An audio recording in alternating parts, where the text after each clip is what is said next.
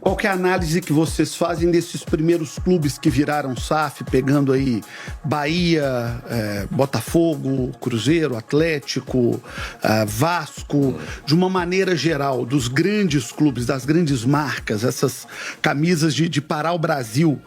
Qual que é a análise que vocês fazem desses grandes clubes que se tornaram SAF nesse primeiro momento? Acho que exceto o caso do Vasco, né, que a gente pode deixar ele separado aí pela questão jurídica que ainda está pendente, todos os outros você vê uma redução inicial de endividamento, né, então isso que o Joel falou, né, todo mundo investindo para longevidade, né, você tem clubes que fazem o que a gente chama de curva J, né, nesse momento eu vou gastar mais porque eu tenho que reduzir endividamento, eu tenho que muitas vezes reestruturar um departamento de futebol, para depois que eu tiver a casa saneada eu conseguir voltar a crescer tanto em termos de receita quanto em termos esportivos, né, o Bahia é um ótimo exemplo disso, né, o Bahia só no passado reduziu em 200 milhões de reais o endividamento dele, né? Curitiba a mesma coisa, reduziu aí em 40 milhões de reais o endividamento dele no ano passado.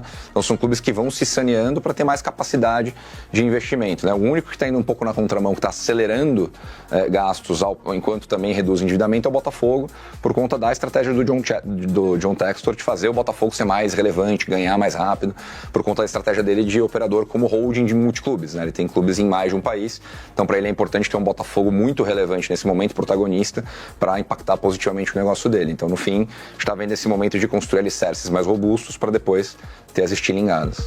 E qual vai ser o próximo passo? Vocês falaram aí dos desesperados, que foram os primeiros que ou iam ali para a SAF, ou talvez não pagasse a conta do ano seguinte.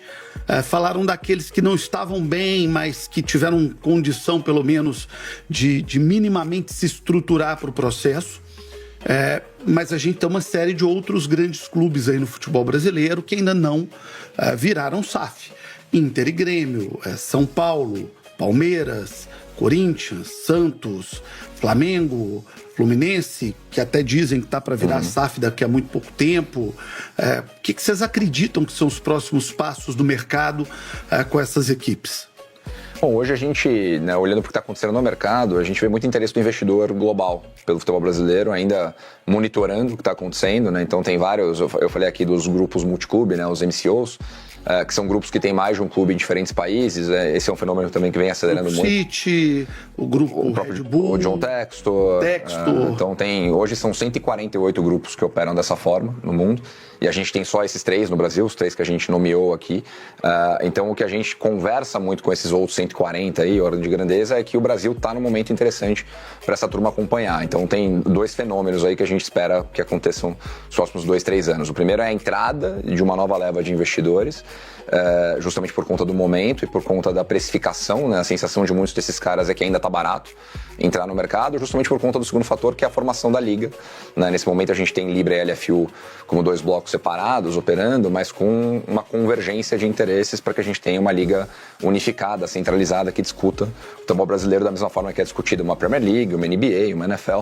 Então esses investidores globais estão olhando para isso. A nossa expectativa é que tenham muitos movimentos para acontecer nos próximos 2, 3 anos. E além de tudo isso, Joel, tem uma outra questão que também deve impactar o Brasil. Tá barato, né? Hoje, para o cara que tá com o euro a 6,30 e alguma coisa, a gente não sabe como é que vai estar nessa hora do programa, porque o Brasil é sempre uma montanha russa. Com o dólar ali a 5,60, de vez em quando 6. Para esse cara é barato vir aqui comprar, né? Não, sem dúvida, aumenta a atratividade dos ativos nacionais, né, para investidores de fora.